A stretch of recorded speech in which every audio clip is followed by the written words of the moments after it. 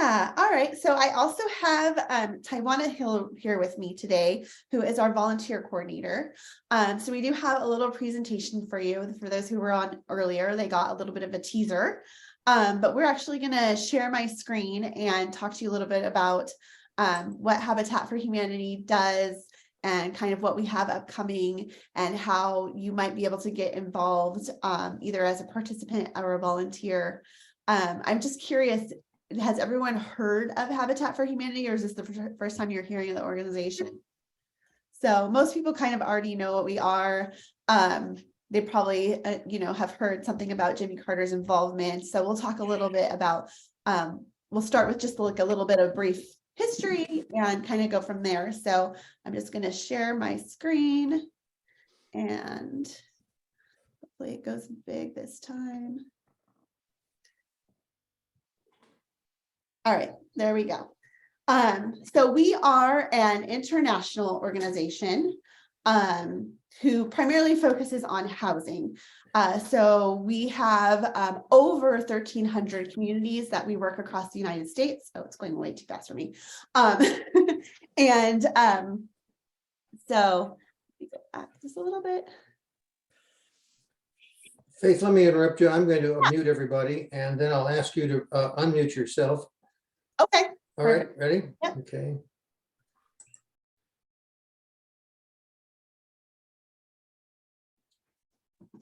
All right, so I should be unmuted now. So does You are everybody? indeed. Okay, perfect. All right. So we are an internet. So I'm just going to go back. So we are an international organization. We were founded in 1976. So we're just a little over 40 years old. We are in 1,300 communities across the United States and over 70 countries around the world. We do a lot of disaster response in countries around the world and a lot of affordable home ownership and preservation in the United States. So we were founded by Linda and Millard Fuller in Americus, Georgia.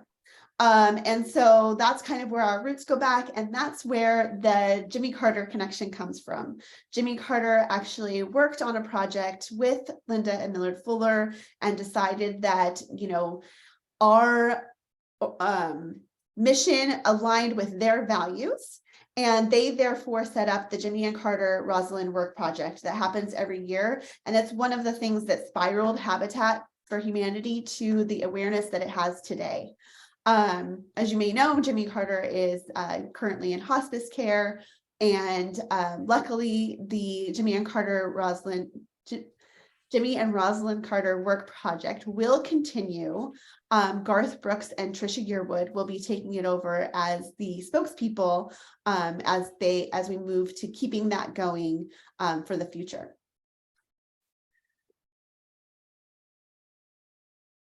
So locally, we have San Gabriel Valley Habitat for Humanity. So we are kind of a spinoff. We are a local affiliate of an international organization, and we are serving people in our community. So we have a little over 21 cities and 5 unincorporated communities, ranging from Sunland Tujunga to Azusa, and south to Baldwin Park, and north to the foothills. That we serve within that. So with our mission and our vision, where everybody has a world, where everybody has a safe and decent place to call home. Faith, for some reason I have a block on the right side of my screen. Same here. A block. Yeah, we're seeing it on the shared screen. It's on the left-hand side. It's you know what? I bet you. Hold on. Did that fix it? There we go. Thank you. Yes. You know what it is? It's it was the Zoom. It was the Zoom people. Yeah. So okay, perfect. So you can see here in just a second, this is the map that covers pretty much the area that we serve. Currently, we have projects in Altadena that will just be starting. We'll be heading over to Azusa probably as that project wraps up. And then we will be going to Baldwin Park to do a series of projects that we have there. And those will all be what would be considered our construction projects. So this is a little bit about what we do. The kind of four main core things are our home ownership and home preservation program. So a lot of people are familiar with our home ownership program, where we build houses from the ground up in partnership with hardworking local families who wouldn't otherwise be able to afford a home. So they most often are working in middle-class jobs and just can't afford the cost of houses in the San Gabriel Valley. The average cost right now is around $700,000. Our homeowners have to stay within 30% of their income for their home price to have an affordable mortgage. So that means they would have to make almost $200,000 a year to be able to afford those houses, and that doesn't fit most of our households. The average median income throughout the San Gabriel Valley is closer to around $75,000. So that brings us to the next thing that we do, which is advocacy. So knowing that those statistics and seeing affordable housing show up more and more in the news, we have taken to advocating for affordable housing policies across the country, specifically as they relate to the high cost of living in the San Gabriel Valley. So we work with our local legislators to bring the housing issues to top of mind, especially home ownership, as we are seeing that is one of the best ways to generate wealth for future generations. We also work with partnerships. So the only way we can do what we do is through partnerships with donors, cities, volunteers, and others who support our mission with us. While we do have a fairly good sized staff, covering 21 cities and 5 unincorporated communities is not easy. So we rely on volunteers to help us get our work done. We also, as you got in a little bit of the teaser, operate Resource, which are retail stores where we take donations of household goods and building materials, and those donations will go back to resell to the public. And then those funds help generate extra funds that can help us serve our mission. So we're just going to go into a little bit of what each of those programs are in more detail for you. So let's see, go to the next thing.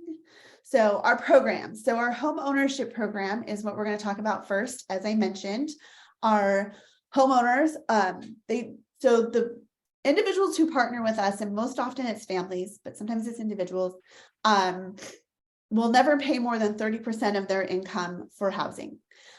They also purchase these homes from us. So we are different than other affordable housing organizations is that we are not providing short-term temporary conditions. We are providing a permanent solution. So in order to partner for us, they must demonstrate a need for housing. So that means like where they're currently living doesn't fit their needs. For example, the last 2 houses that we built in Pasadena, both families of 5 were currently living in Pasadena in 1-bedroom apartments. So they had mom, dad, and 3 kids, all somehow working through whatever scenario there was to divide their space between 1 bedroom. All of them had lived in that situation for many years. And so you can only imagine when everything shut down for COVID, how they managed doing school, work, and all of the other things in this tiny space. So that's just one example of some of the ways that the current living conditions don't fit the needs of the household. They also have to have the ability to pay. So we are helping people with a step up in that they couldn't afford to qualify for a home loan or home ownership by traditional means. But oftentimes they do have some money saved. For example, one of our homeowners for that recent Pasadena project had tried to buy a home before the 2008 crash.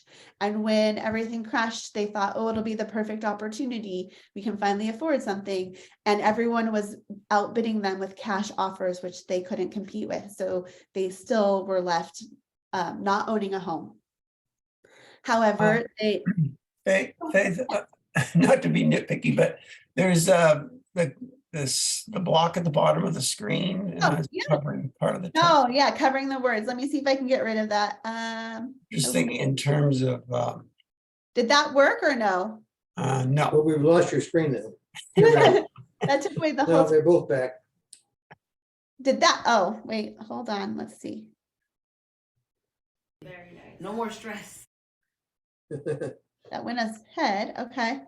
Let's see. What if I do this? Did that help? Yes, Yes. Oh, Okay. it's back. no, it's blinking. It comes and goes. Okay, Oh, it went okay. away. Okay, perfect. So you can just let me know if it comes back. We can fix it. Okay. So that was, one of the scenarios where they just weren't able to buy a home. However, the mother in the family works for the city of Pasadena. She has a decent long-time job. They just couldn't get that step that they needed. So applying for Habitat kind of fulfilled their dreams. One of the biggest things that homeowners face is also, not homeowners, that renters face is the they don't always know what's going to happen, right? So sometimes they're paying their rent. They never know when their landlords might sell the place where they're living. They never know when rent might increase. So becoming a homeowner kind of gets rid of these burdens for us, for them. And so our next thing is just a little quote from a No family. more stress. Yeah, that's the majority part of it. No more stress, and thank the Lord that we were blessed with this humongous gift. So that was one of our families in Pasadena that we were able to help with homeownership last year. And that was the biggest thing for them, was just no more stress, because their house where they're living was going to be put up for sale, and they thought they were going to have to move to another community because they had 3 dogs and 3 kids, and that was the only place they thought they were going to be able to afford to live. So that's our home ownership program.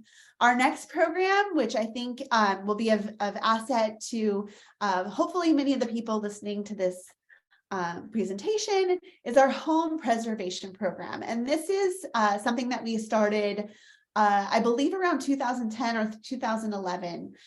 One of the ideas was that it's great that we're building homes from the ground up and helping these families get into their homes for the first time, become first-time home buyers.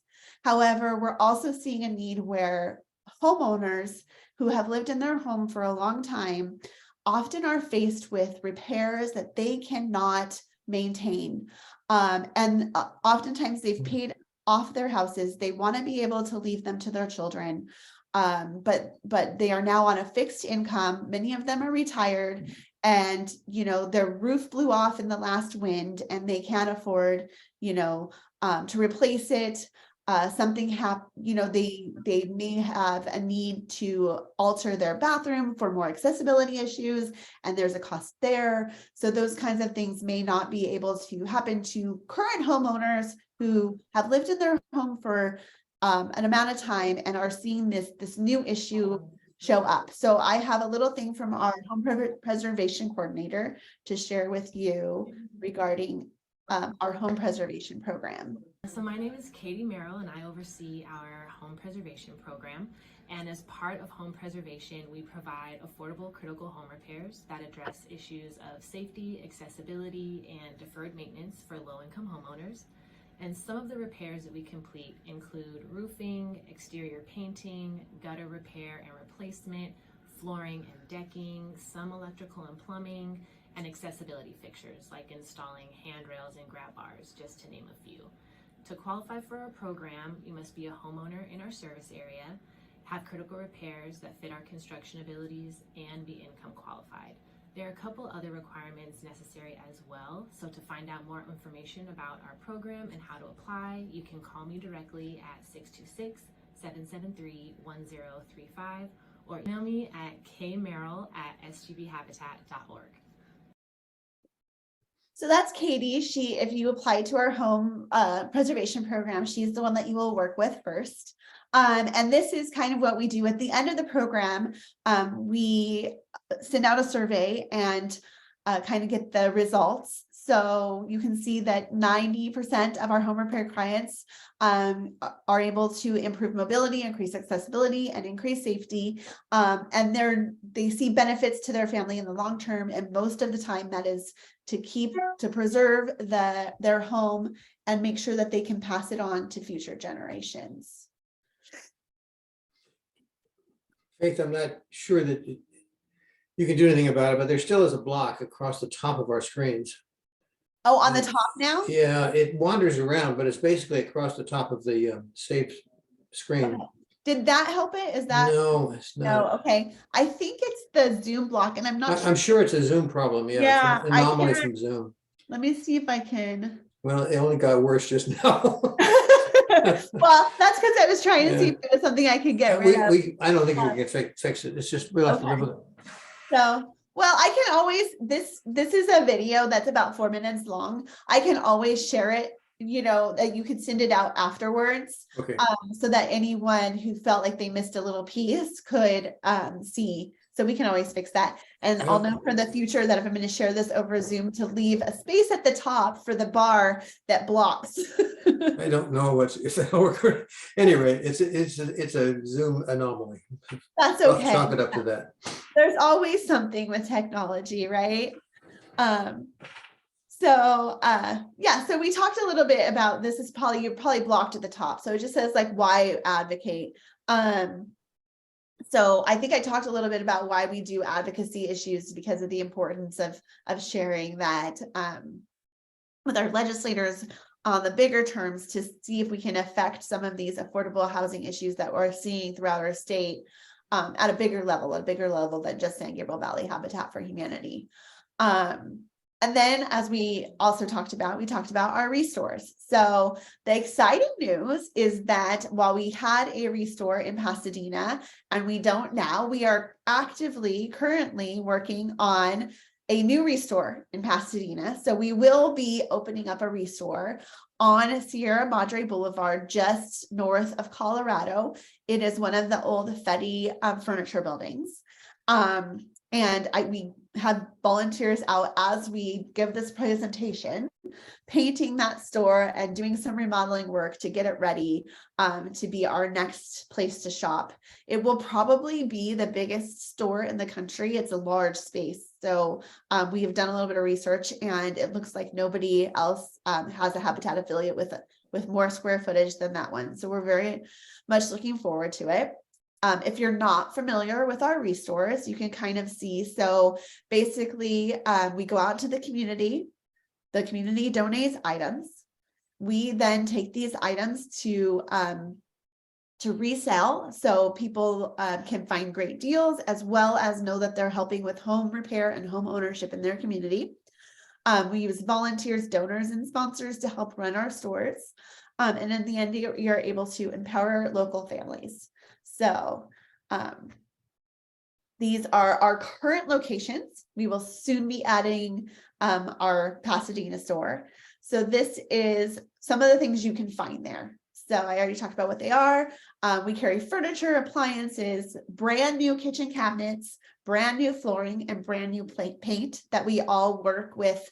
For those items, we actually work with an outside company that sources them to us. We sell them for discounted prices. And they can be custom made. So we have custom paint colors, and then the cabinets can be created to fit your space, and then the flooring as well.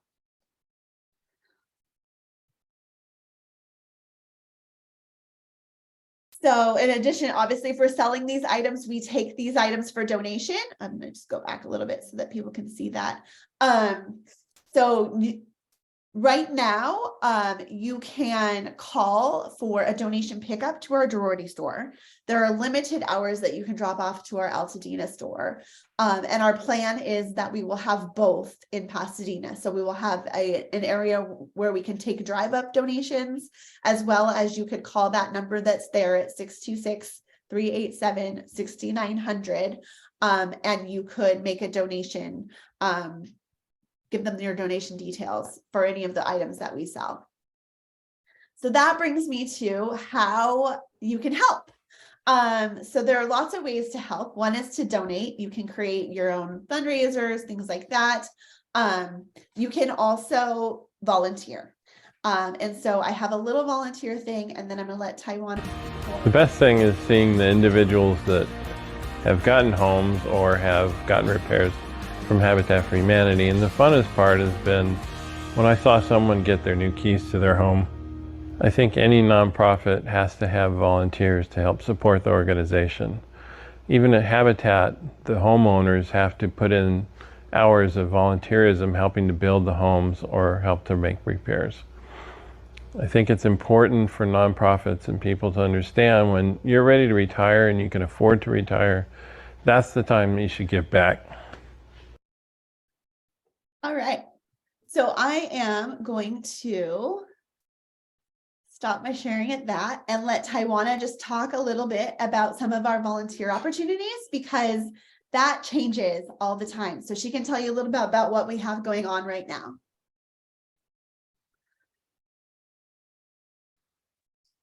Tawana, where are you? Is she able to unmute herself?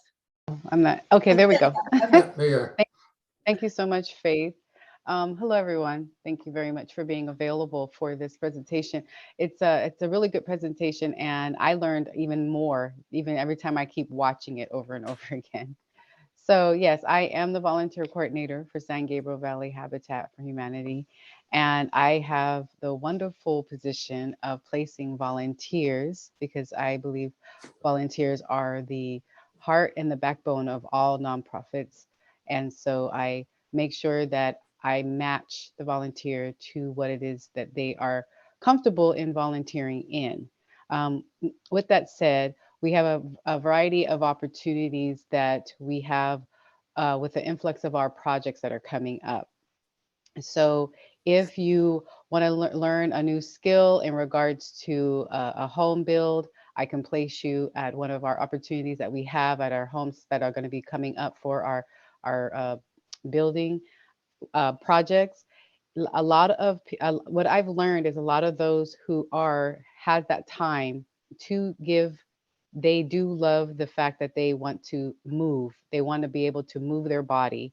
They want to be able to learn how to do a hammer, a nail, or place a framing. They want to move their bodies. So the construction build is something that I noticed no matter what age, from 16 all the way up until plus, love to do the build part. So if you are interested in doing that, I'll be more than happy to place you and also even introduce you to our site supervisor. So they'll be more than happy to know that you're coming and to teach you on how to build. Another part of our volunteering is our restores. As Faith has mentioned, we have 2 current restores, and we are obtaining a huge one in Pasadena. And those are ongoing volunteering that the staff is willing to teach on how to help with the operations of the restore, from customer service, learning how to bring in some of those donations that you saw on the screen, putting them on the floor to get ready to be sold. So there's a variety of things to do at our restore. There are 3 different types of shifts. We are open from Monday through Saturday, and the shifts can range from 8 hours a day to even 4 hours in the morning or 4 hours in the afternoon. And those are all available to be filled if you are wanting to volunteer at our restore. We also have our home preservation, like I said, like Faith had indicated, where there's going to be a variety of cities and variety of dates of when our home preservation will need to help out a homeowner, where we're able to help them with their with the request of part of things that they need done. And there are times where we are going to need some volunteers to help that homeowner to get their home ready and to last longer than what they normally think they will be lasting. So I think that is the most important thing, in knowing to keep your home. And then once you keep your home, you can actually build a legacy of letting it go to someone within your family by helping out to keep the home preserved, basically. And then we have special events that our Habitat does do that we will seek volunteers for. Right now, we have our gala coming up. And some volunteers will help us with our gala. Sometimes we have outreach we might need help with as well. So we put on a few events that we may need, which we call them hospitality volunteers, even photography volunteers, videography volunteers who have that as a hobby and they just want to be able to give their experience or their expertise, basically.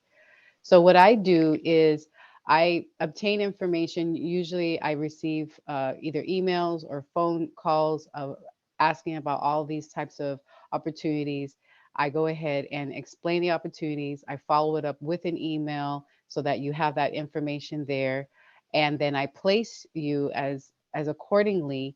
And what we do is also we obtain information so that we're able to push out all of our available opportunities through our portal, volunteer portal called Volunteer Hub. So Volunteer Hub is a portal we use, and you obtain we send you information of what's coming up. You have the ability to go on there at your leisure to sign on to any of the opportunities, and you also are able to see where and the locations of where our volunteer opportunities are. And that just helps us to keep everyone up to date and to knowing what's going on with the habitat, San Gabriel Valley habitat. Thank you very much for showing that. So that's basically what I do in making sure that our volunteers are placed, provided full information.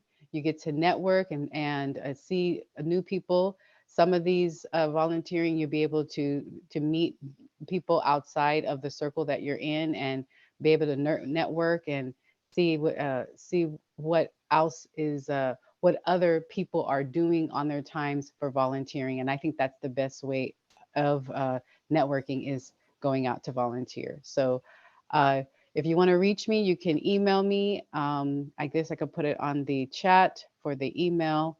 And I also can put on here my phone number, and I'll be more than happy to answer your questions and get back to you with any questions you may have in regards to volunteering.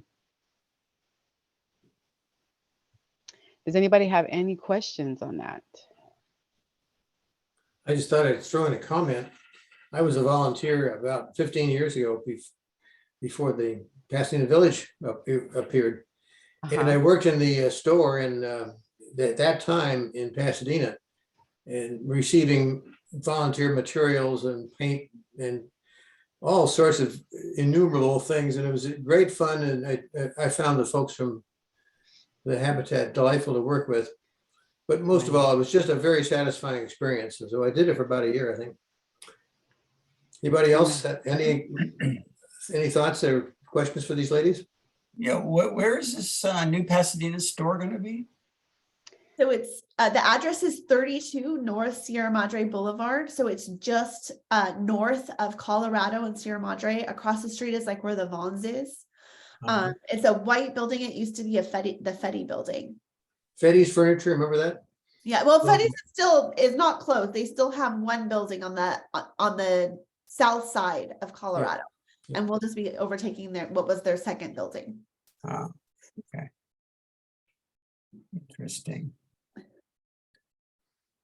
So if you have any other questions about volunteering, I'm not sure you're going to get a lot of volunteers out of us, Faith, but our kids and our grandkids might be very interested in what you've been saying. So hey, hey, we can hobble around a resale store. Oh, I'm sorry. I insulted.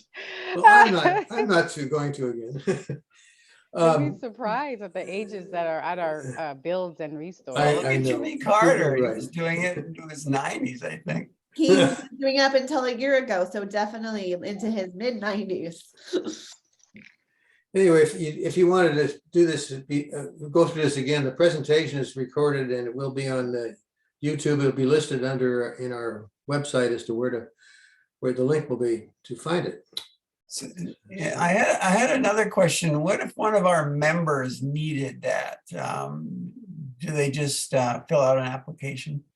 For the home preservation program? Right. Yeah, so that's so there is an application on our website, but Katie is also available. So she can, if you have any like preliminary questions before you fill it out, She could answer, you know, the income qualifications, or if you have a specific project that's needed, she could answer whether or not it's something we would do. So pretty much the way it goes is you fill out, you know, like, oh, I need to replace my gutters, or my roof blew off and I need a new roof, kind of thing. And then Katie would contact the homeowner and she would bring out one of our construction crew, and they would actually assess what it would take for us to fix it. They also assess to see if there's other issues that we might be able to address. So sometimes people will call about gutters, and then we find out they also need new windows, and then also, you know, their carpet's all bunched, so it's a trip hazard. So we can also fix the carpeting. And then we also check and make sure that there's smoke detectors in every room, and we put those up if there's not. But yeah, so that one's open to anyone. That I believe the main qualification is income, and then you have had to have owned your home for 5 years, and it has to be owner occupied. Okay, good. Yeah, because we have members in all income. Yeah, that's what we figured, that we might have some people that could benefit from the program. Exactly. I know you can feel trapped in your house when you get older. Your income doesn't increase ever, but the expenses keep going up and up. There's this Right. thing called inflation too. Yeah. Yeah, especially now, right? Yeah. Yeah. Anybody else? Well, we can close up if you're all done, but ladies, we appreciate very much your presentation. Yeah, thank you so much for And, giving us some of your time this afternoon. You may We be hearing Thank from you. us again. Thank you very much. I really appreciate your presence. Okay, thank you all. Close it down. Let's stop the recording Have a now. good one. Have a good one, everyone. Thanks.